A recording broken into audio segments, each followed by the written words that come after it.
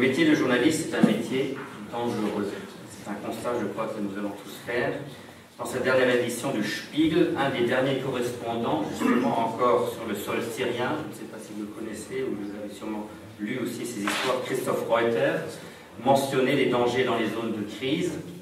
Sa plus grande crainte n'était pas justement d'être touché par un obus ou d'être touché par une arme à feu ou de se retrouver dans les feux croisés. Et sa plus grande crainte justement c'est d'être pris en otage par les extrémistes islamiques avec les conséquences que nous avons pu malheureusement suivre dans l'actualité avec la mise à mort de deux journalistes américains, James Foley et Steven Sotloff, quelques jours plus tard du travailleur humanitaire aussi David Haines, et sans oublier justement le drame malheureux aussi d'Hervé Goulard.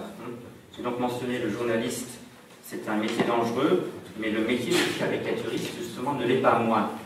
Et bien qu'à première vue on serait peut-être tenté de croire, derrière un ordinateur, derrière une feuille de papier, on n'est pas vraiment exposé au danger, mais c'est faux en fait. Et le caricaturiste lui aussi est exposé à ces dangers, aux attaques, et on se souvient peut-être encore tous de cette histoire des caricatures de Mahomet qui avait fait le tour du monde en fait en 2006, si je ne m'abuse, et c'était Kurt Vestager, votre collègue danois, qui avait suscité de vives réactions dans une bonne partie du monde islamique.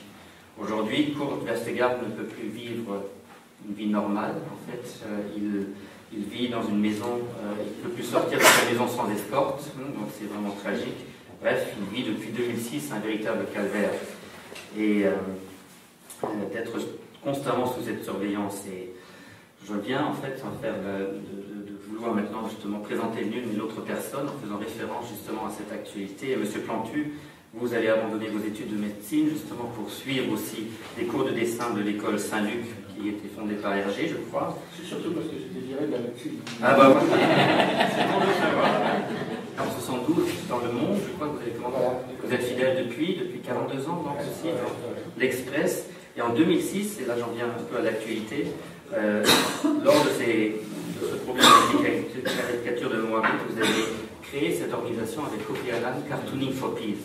Est-ce que c'était une coïncidence ou c'était justement une réaction? C'était la vraie réponse. La vraie réponse, en fait. Quand on a vu que ça allait être de plus en plus dur de faire des dessins sur tel sujet, alors fais attention, là il y a un minaret, là il y a une synagogue, là il y a une église, là il y a un copte, là il y a... Et on voit bien que les peurs s'installent, et donc on s'est dit, bon, il faut absolument qu'on se réunisse avec des dessinateurs, des chrétiens, des juifs, des musulmans, des agnostiques, on a même un mormon, tu sais, le malgache, il est mormon. Exactement, et il se balade avec une petite fiole d'huile. Je dis, mais t'as quoi à la ceinture? Et je suis prêtre aussi. Alors je dis, putain, on est un prêtre. Et quand il y a un ami qui est malade, il est malgache, il met un peu d'huile sur la tête, et il paraît que les gens vont mieux. Et on garde quand même. On l'aime bien.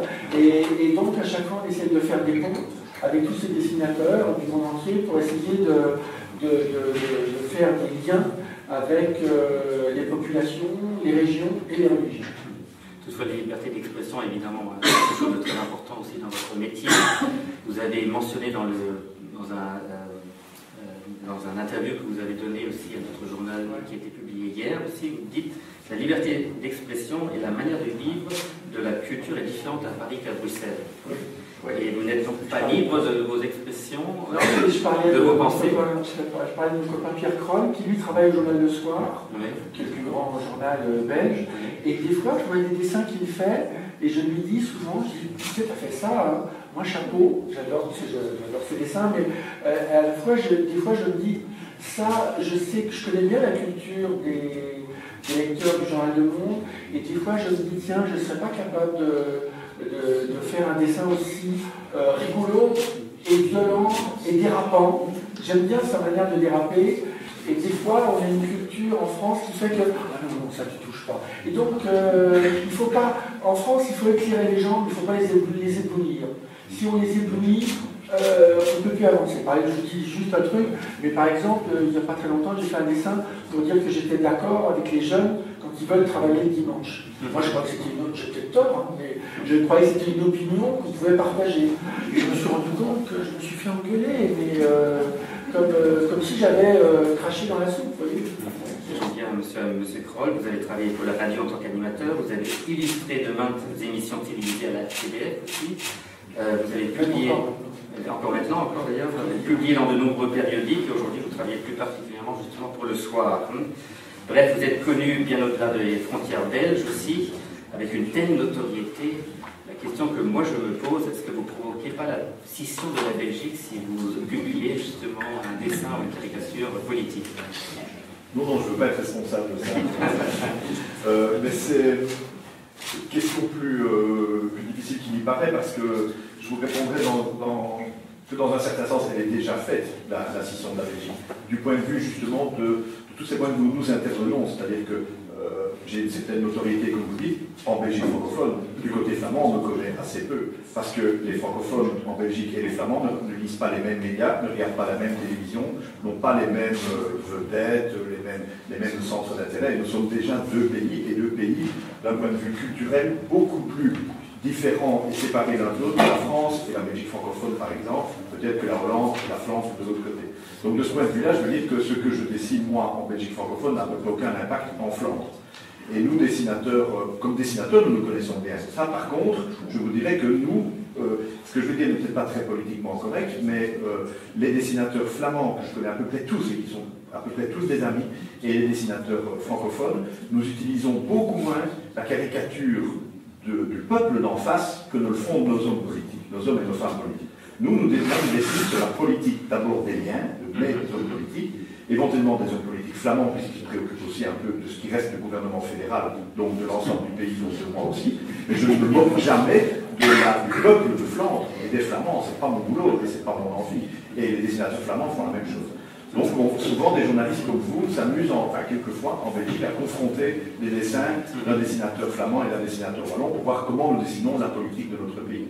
Mais on ne trouve jamais de traces de racisme, si vous voulez, de violence, d'exclusion de la communauté d'en face. Par contre, les politiques, quelquefois, se lancent dans ce genre d'aventure. Sie sind ein Schwabe aus dem Musterländle sozusagen in Berlin. Sie haben dort Kunstgeschichte und Geschichte auch studiert. Sie haben ebenfalls viele Preise auch in Ihrem Bereich auch eingeheimst, wenn ich das so salopp sagen darf. Sie haben auch animierte Zeitungen fürs Fernsehen gemacht und veröffentlichen Karikaturen in vielen Zeitungen, aber vorwiegend für die Taz. Für den Tagesspiegel, Entschuldigung. Wenn Sie zeichnen, gibt es Themen, die Sie eigentlich auch vermeiden in Deutschland? Haben Sie da immer im Hinterkopf irgendwo eine Schere, man könnte etwas falsch verstehen? Nee, eigentlich nicht. Eigentlich können alle Themen behandelt werden. Aber es gibt natürlich gewisse Tabus, wo man sich nicht mehr ganz so dran traut. Also ich musste selber mal eine Woche untertauchen, weil ich eine Zeichnung gemacht habe, die mir eine Morddrohung eingehandelt hat und so. Ich habe da selber keine Angst, aber ich habe mitgekriegt, dass es keine Folgen hat. Mein Sohn musste nämlich mit ausziehen damals und der konnte das also gar nicht ab und achtete sehr darauf auch, dass ich nicht irgendwie mal übertreibe. Das heißt, er ist Ihr Zensor? Sagen wir mal bis vor kurzem, weil jetzt wohnt er nicht mehr in meiner Wohnung, also wenn ich wieder ausziehen muss, muss er nicht mit ausziehen. Aber die Grenze sind natürlich immer die Chefredaktion. Ja, man kann zeichnen, was man will, wenn es die Chefredaktion nicht akzeptiert, kommt sie halt nicht und deshalb hat man ungefähr die Grenze im Kopf, beziehungsweise die achten natürlich wieder auf ihr Publikum, die das Publikum im Kopf hat. Passiert das oft, dass die Chefredaktion sagt, nee, das machen wir nicht, das publizieren wir nicht? Dann muss ich meine Zeitung loben, beziehungsweise die Chefredaktion, die halten sich da sehr zurück. Sie werfen mir manchmal die geballte Ladung von Leserbriefen vor die Füße, ohne Kommentar, ich sollte mal beantworten. Aber sonst halten sie sich zurück und ich habe auch einen gewissen Trick, um das ein bisschen zu vermeiden, indem ich einfach, der Redaktionsschluss ist bei uns 16:30 Uhr, und ich gebe meine Zeiten immer 16:30 Uhr. Da kann man nichts mehr machen. Das ist offen. Ja, genau, das Loch muss ja gefüllt werden. Genau. Vielen Dank. Also, wir gehen von Deutschland, gehen wir in die Niederlande. Et Monsieur Collignon, vous-même, vous avez fait des études de droit et vous vous êtes spécialisé aussi en droit international. Vous avez donc débuté votre carrière de journaliste aussi en tant que correspondant universitaire pour le journal de Volkskrant. Et vous êtes aussi resté fidèle au journal, en fait, aussi, donc depuis combien d'années alors? Yeah, already for 34 years. 34 years. It's quite some time. Oui, 34 years, that's perfect. En 2012, vous avez gagné aussi le Grand Prix Press to Europe. Yeah. Vous connaissez donc parfaitement les implications de la politique internationale. Avez-vous l'impression de ne pas pouvoir dessiner vous aussi aux Pays-Bas tout ce que vous voulez? Aux Pays-Bas, on est encore plus libéral qu'ailleurs.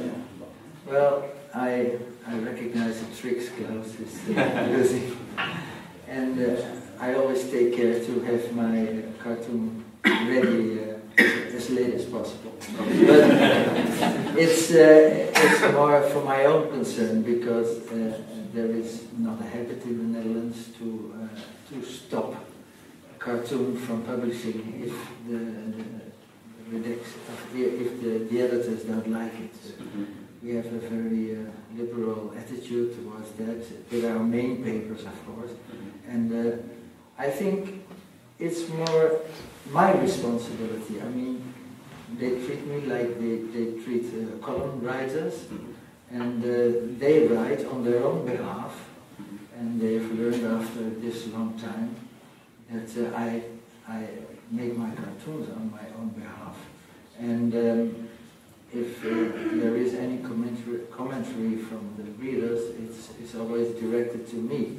There go letters to the editor-in-chief asking to make me resign the paper, because they go behind my back to the chief editor and try to get me expelled from the paper. But that hasn't worked so far. But there are in fact two groups that bother me as a cartoonist, but also as columnist the most. And one is, of course, the Muslims. If you try to make a cartoon about Muhammad, it's always very hard. And the nice thing is, it's satire, so if you can't go under it, you have to go over it. And if they don't let you go over it, you have to go to the right or to the left. You always try to find a way to say what you want to say.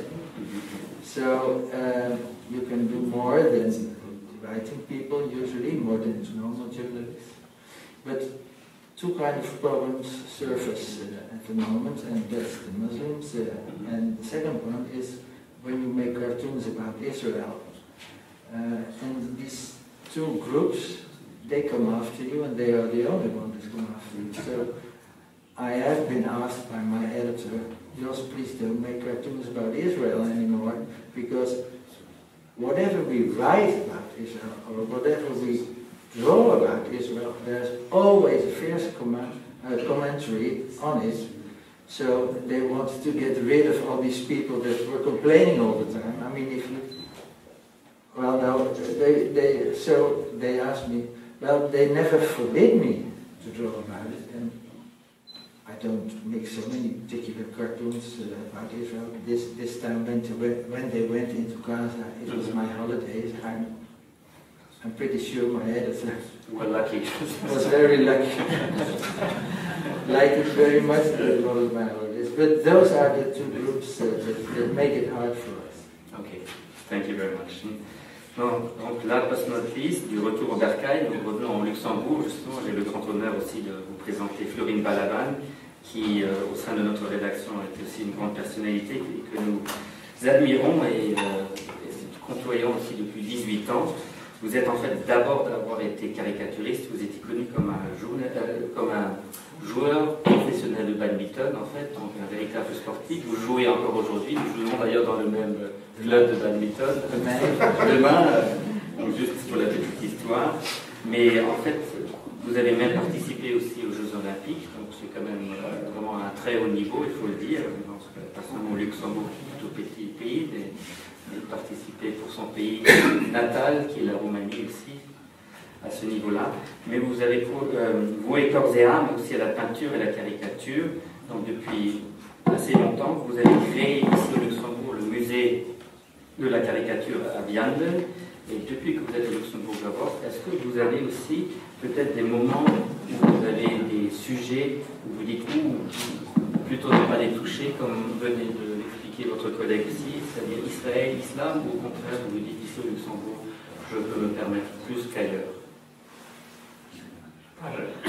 Par rapport au sujet Israël, l'islam, moi personnellement, je n'ai pas de problème. Je ne mets pas beaucoup de limites.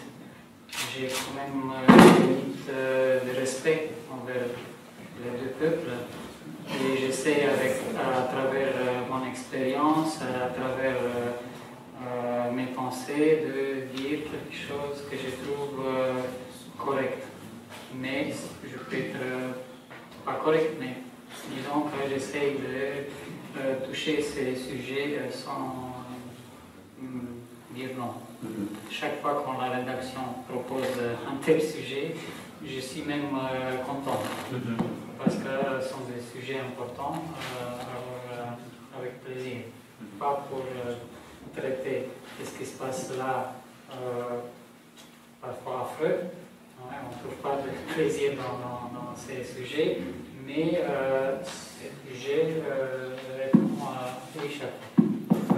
Justement, il y avait un sujet que je voulais quand même un peu approfondir, c'était la liberté d'expression, et cela en accord avec l'Internet. Je voulais aussi commencer par vous, M. Plantu, parce que vous avez dit dans le même interview, que j'ai bien lu, comme vous pouvez le voir aussi, que l'Internet a sonné le glas de la liberté d'expression telle qu'on l'a connue. Et que l'Internet, vous le disiez aussi un peu plus tard, est un outil qui se retourne contre la liberté d'expression. Est-ce que vous pouvez nous expliquer un peu ça? L'Internet peut-il pas être plutôt un outil formidable, cette liberté d'expression? Normalement, oui. Comment le voyez-vous? Normalement, c'est vrai que Internet est un outil génial, oui. Extraordinaire, qui permet de communiquer partout. D'ailleurs, on est tous des dessinateurs, on se balade avec un tout petit ordinateur ou un appareil photo, et puis on envoie nos idées de dessin depuis un hôtel, depuis... la semaine dernière, j'étais dans un des plus beaux hôtels de Bruxelles, et au moment où je devais envoyer à 10h15 mon dessin pour le journal, il n'y avait plus d'internet, il n'y avait plus de wifi. Et donc je descends avec mon ordinateur et je vais voir le type à l'entrée et il dit ah, comment ça va monsieur Plantu? La wifi, ah non elle ne marche pas. Je dis elle ne marche pas, j'ai 10h15, envoyez-moi. Ah bah oui, alors, vous avez un câble? Non, on va pas. Non mais même le câble ça ne marchera pas. Je dis mais attendez, il faut que je l'envoie maintenant parce que toutes les minutes où je n'envoie pas mon dessin, on perd 10 000 numéros d'exemplaires qu'on ne pourra pas vendre. Non, c'est terrible. Je me dis, bah, je sais pas, je dis, mais il y a bien un autre endroit. Oui, ben venez chez moi. On a fait 3 rues. Et puis on est allé chez moi. Et j'ai envoyé à 10h25 mon dessin. Et donc, Internet, j'adore, mais bon, j'ai 2 cardiologues. Un cardiologue pour le cœur et puis un cardiologue pour la carotide là sur le côté, parce qu'ils me regardent de près, parce que des fois, on est vraiment proche de l'infarctus. Et puis, je trouve que Internet est un outil extraordinaire. On devrait mieux l'apprendre et éduquer dans les écoles, ce qu'on fait trop peu. Parce que des fois, pour vous dire, je voudrais vous montrer des images, mais des fois, Internet manipule les gens. Et je trouve qu'on devrait dire aux jeunes, aux enfants, que des fois, ils sont un peu trop manipulés. Et pour bien répondre à votre question, je trouve qu'il y a le 11 septembre, avec le drame des Américains, et puis après, il y a eu le 11 septembre, je dirais, de la liberté de penser, avec le choc dès février 2006 contre les dessinateurs danois, parce que du coup, tout le monde a pris peur. Tout le monde avait l'habitude d'avoir peur dans des régions comme la Roumanie avant 89, ou la Chine aujourd'hui, ou en Iran, quand je suis allé voir un dessinateur qui était emprisonné, qui s'appelle Hassan Karimzadeh, qui a fait 2 ans de prison parce qu'il avait dessiné l'Ayatollah Khomeini en footballeur. Pas très violent, 2 ans de faute quand même. Et puis j'ai rencontré un autre dessinateur qui s'appelle Nick, 76 coups de fouet dans un dessin. Donc la peur, je veux bien. Dans leur pays, moi je veux bien la peur. pas la peur en France, pas la peur en Belgique, c'est pas possible.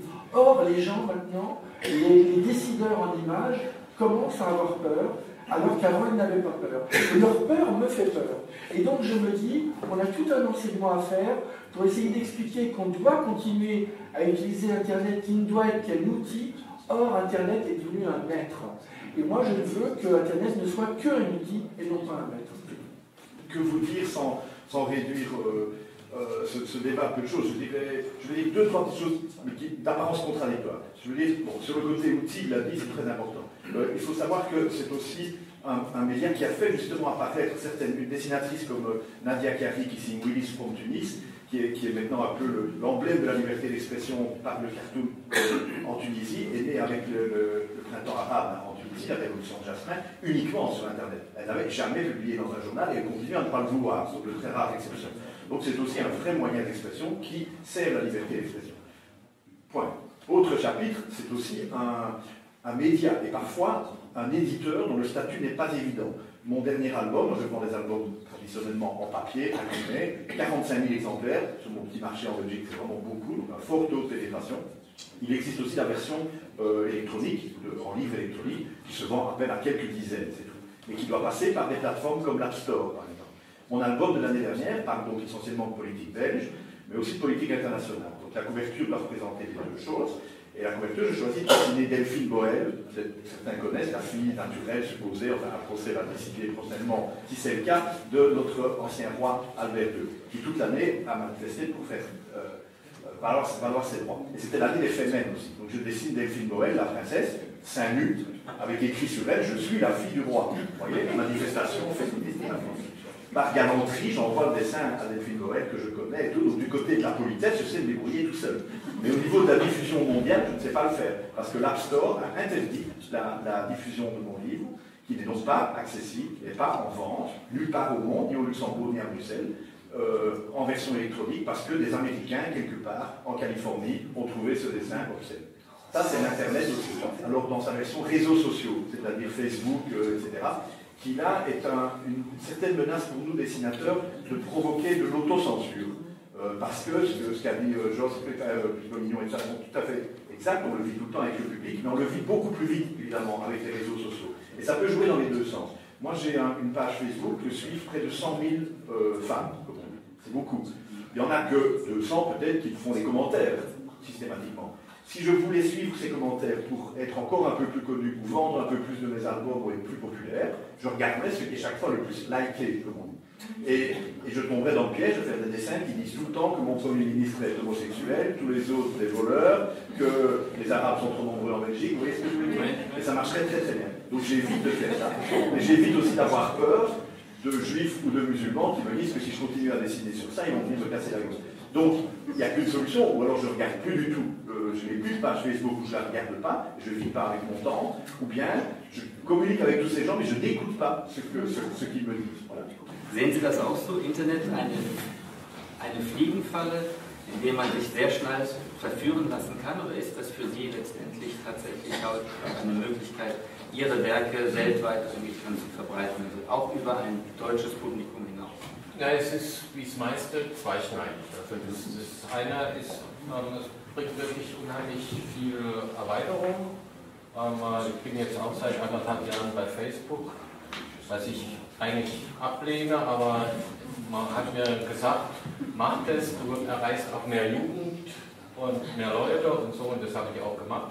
Aber der Nachteil ist, man bekommt eben lauter Kommentare, die muss man auch alle durchlesen. Weil wenn was Rassistisches drin ist oder sonst wie juristisch nicht ganz sauber ist man dafür verantwortlich. Also muss ich mir das alles reinziehen. Und das macht oft keinen Spaß und macht einem auch Druck. Man ist nicht mehr entspannt, man denkt trotzdem irgendwie drüber nach. Und ja, das ist die schlechte Seite. Und diese Verbreitung rund um die Welt, die habe ich eben damals erlebt, als ich da bedroht worden bin. Da hatten mich dann Islamisten aus Kanada oder Australien um Entschuldigung gebeten für eine Zeitung, die sie nie gesehen hatten.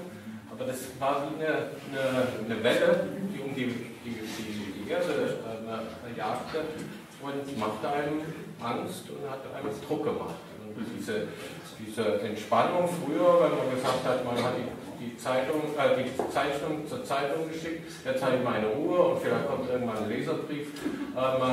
Diese Entspannung gibt es nicht mehr. Das heißt, es ist ein anderer Rhythmus, man ist dann viel mehr unter Druck im Grunde. I use Facebook also, but not in that way. I use it for 60 people I really know and I really like to follow. So when I look on my Facebook page, I see what my friends are doing. So I really use it for friends. And in fact, I'm not so interested in what people say about me on the internet because I know there are so many name-calling persons. I had them on the newspaper site. And they put comments on under it, and there were very nice comments, but I really hated the way people were writing about my cartoons, which they didn't even understand, as far as I could see from their reactions. So I asked the paper to leave that away, and so they stopped the possibility of having comments on my cartoons. I like it much better than that. You know, I don't feel really as a cartoonist for peace. I feel more like a cartoonist for fierce debate, a fierce Jerry Paxman-like debate, and that is my fate also. People treat me as a debater, which is all right by me, but it's too much name-calling, it's too much having their judgment ready in advance, and too many people don't try to see what I am saying, but are fired by the subject on its own, by the topic of the cartoon, and they want to let know in very bad terms what they think about it. That's all right with me, but not under my cartoon. So it's.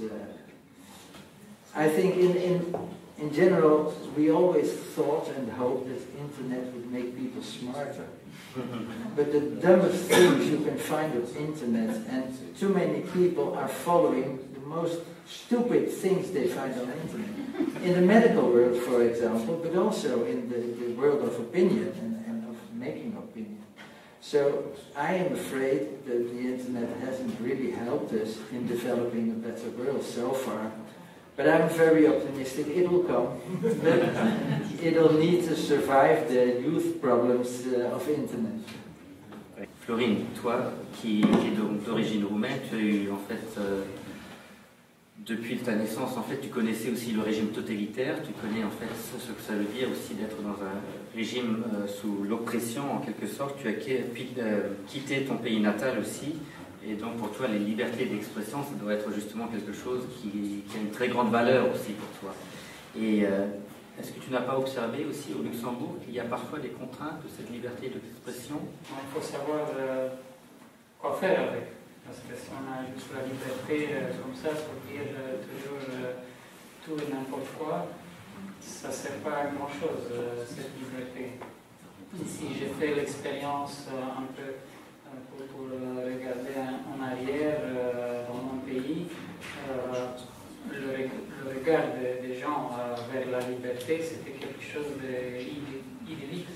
C'était quelque chose qu'on a voulu avoir, mais ensuite on n'a pas vraiment su le toucher, l'apercevoir. Oui, parler, oui, on peut dire tout maintenant, mais bon, il faut savoir quoi dire, parce que bon, c'est connu, on peut rire de tout, mais pas avec tout le monde.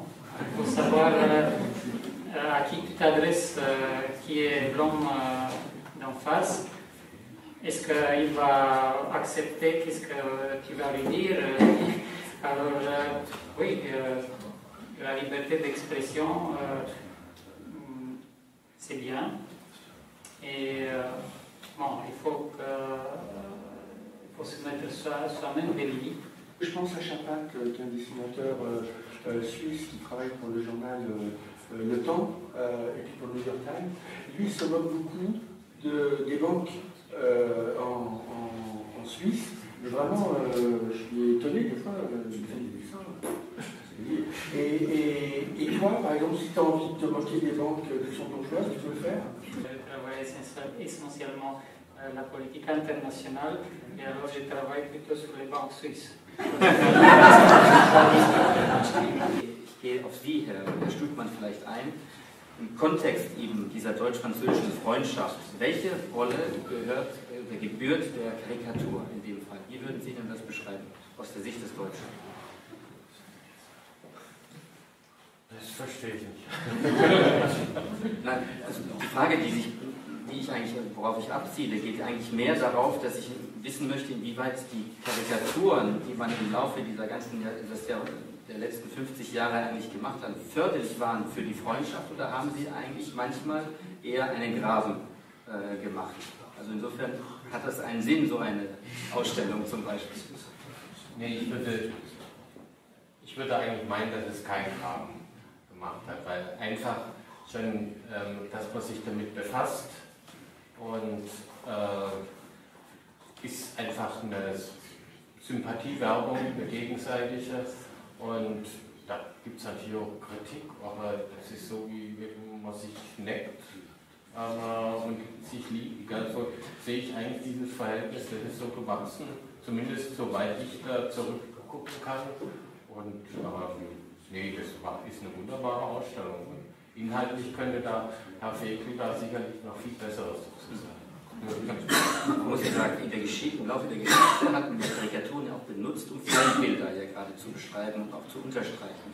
Heute hat es dann eine andere Bewandtnis. Heute ist die Karikatur, um Probleme aufzugreifen und diese zu pointieren. Ja. Monsieur Plantu, vous le voyez aussi comme ça dans le contexte justement du couple franco-allemand. Comment pourriez-vous décrire justement cette relation au niveau maintenant, au niveau de cette coopération franco-allemande? Est-ce que la caricature a-t-elle fait pour de rapprocher plus les deux peuples? Dès que, comme disait Collignon, s'il y a un débat, et d'ailleurs, pour prolonger ce que tu as dit sur le débat va vers la paix. Plus il y aura de débat, plus il y aura de paix. Donc, favorisons par nos dessins qui asticotent des débats, et à ce moment-là, les gens diront des choses, on évacue les frustrations, et à ce moment-là, on s'embrasse plus sur la bouche. Mais avec l'Allemagne, je trouve, et c'est grâce à mon ami Walter Schubel, que je connais depuis 30 ans à Berlin, et qui m'a demandé il y a quelques années de venir dans mon journal au Monde et de prendre tous mes dessins sur le franco-allemand depuis 40 ans. Et en fait, grâce à ton travail, ça m'a permis de comprendre à quel point j'aimais l'Allemagne. Et je ne savais pas à quel point j'aimais l'Allemagne. Je m'en doutais un peu, mais c'est vrai que j'ai jamais fait de dessin du tout anti-allemand. Et quand je vois, j'ai un dessinateur que j'aime beaucoup en France, qui s'appelle Tim, et que j'aime beaucoup les bords, mais je l'aime beaucoup, il travaille au Journal L'Express, et il y a un dessin qu'il a fait, il l'a fait souvent d'ailleurs, il a reproduit le casque à pointe. Et moi, j'ai jamais ressenti le besoin de dessiner l'Allemagne en ressortant les casques à pointe, le padois, des trucs comme ça, j'en ai un peu marre. Et en fait, c'est intuitif, sans le faire exprès. Et c'est quand j'ai regardé le bouquin que Walter a fait avec Andreas, qui est notre éditeur berlinois, qui est ici, et que je remercie, et là je remercie tout le monde d'ailleurs de nous donner l'occasion, de nous Européens, de se retrouver ici à Luxembourg pour parler finalement d'un amour d'Europe. Même si on asticote l'Europe, et en fait derrière tout ça, on aime l'Europe, et bien finalement, je me suis rendu compte que j'étais un amoureux de l'amitié franco-allemande, et quand je vois dans l'exposition les dessins de ce qu'on appelle les accords de la conférence de Reims, la conférence je sais comment ça s'appelle, et de 58 avec Adenauer et puis De Gaulle, et bien on est vraiment... On se disait en 63, vous le dites. Les accords de l'Élysée, exactement. Et bien on s'aperçoit qu'il y avait sans le faire exprès, comme M. Jourdain dans la pièce de Molière qui ne sait pas qu'il fait de la prose, et bien j'ai prolongé sans faire exprès, sans connaître Adenauer ni connaître De Gaulle, parce que c'est avant, et finalement j'ai prolongé l'application de ce pont qu'on construit depuis 1945, depuis 1958, et avec les Allemands. Et finalement, je suis porté par cet élan-là, à tel point que, grâce à Bruxelles, que j'asticote régulièrement, quand je dis Bruxelles, c'est pas toi, c'est les autres, c'est pas le wifi non plus, c'est la commission qui vous émerde des fois, et même alors qu'on en a besoin. Moi, je suis un amoureux aussi du Parlement européen, même si je suis énervé par le fait que, par exemple, pourquoi les Allemands, encore une fois, ils font des leçons, parce qu'ils sont toujours présents, et nous, les députés européens, ne sont jamais présents. Il y a un truc qui ne va pas. Et à chaque fois, c'est les Allemands qui nous font la leçon, mais ils ont raison. Je ne sais pas pourquoi les Français, ils viennent. Et heureusement que je suis dessinateur, parce que je m'énerve tout le temps. Et à chaque fois, je me dis, arrête, calme-toi, fais un dessin. Et donc, je fais un dessin, je me calme. Et je prépare dans 2 ans, avec les responsables de Bruxelles, une rencontre de 28 dessinateurs représentant les 28 pays de l'Union européenne pour dire et continuer à asticoter la Commission, à asticoter les gouvernants, faire tout ce qu'on fait habituellement, et finalement dire quelque part dans leurs images de ces 28 dessinateurs, dire pourquoi et combien on est amoureux de l'Europe, et pourquoi on le fait, et pourquoi on doit continuer à dire que depuis 1945, il n'y a pas la guerre, tout simplement parce qu'on a fait d'abord la Commission, la Communauté européenne, l'Union européenne, et finalement, et si Poutine a piqué la Crimée, et qui n'a pas piqué la Pologne, c'est parce que dès 89, tout de suite, on est dit aux Romains, aux Polonais, venez avec nous, et finalement, Poutine n'a pas mis la main sur la Roumanie. Et vous n'auriez pas un dessinateur de moi en forceur.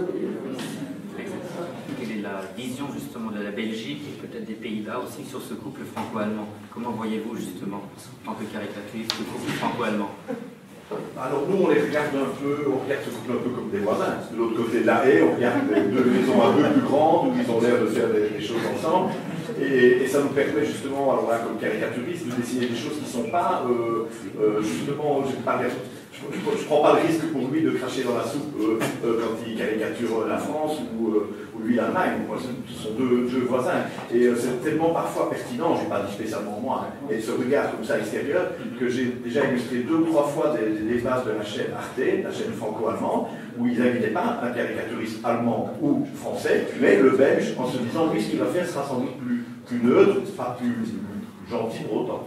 Donc voilà, c'est ce regard extérieur. Et puis alors un regard, je dirais, très européen. Vous savez que la Belgique est quand même vraiment dans les pays fondateurs et au centre de l'Europe, puisqu'il appelle même l'Europe Bruxelles, qui nous ennuie très souvent, parce que c'est toujours pour un peu mal. Et donc, j'ai un regard aussi très européen, je suis très européen, et je partage absolument tout ce qu'il a dit. Ce qui est difficile, c'est que nous, les caricaturistes, on met toujours le doigt sur des choses qui ne vont pas bien, ou même quand les choses vont bien, on s'en moque avec un peu de gentillesse. Sinon, c'est pas drôle ce qu'on fait. Sinon, ça devient de la propagande. Si nous, ici, on se met à faire des dessins pour dire l'Europe, c'est formidable, ils n'amuseront personne, et vous voyez ce que je veux dire.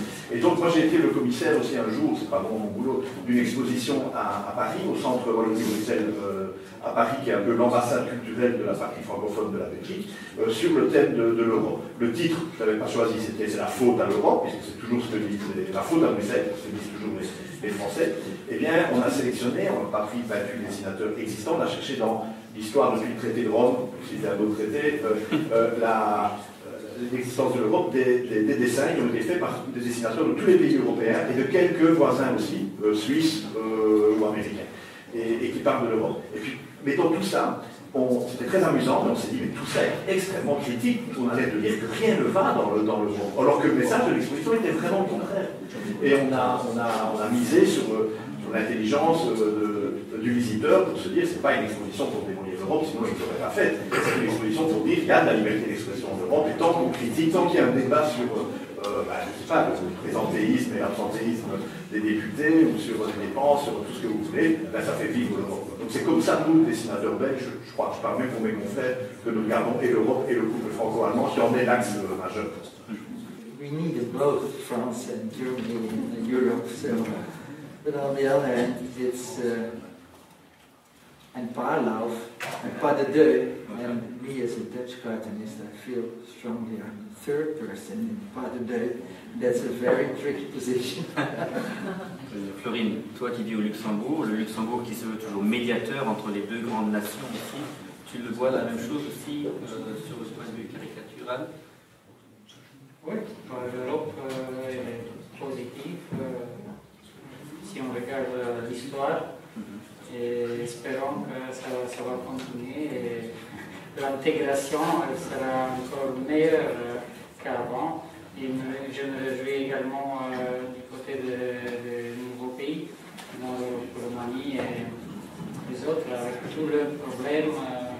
Espérons qu'ils seront membres de cette conglomérat.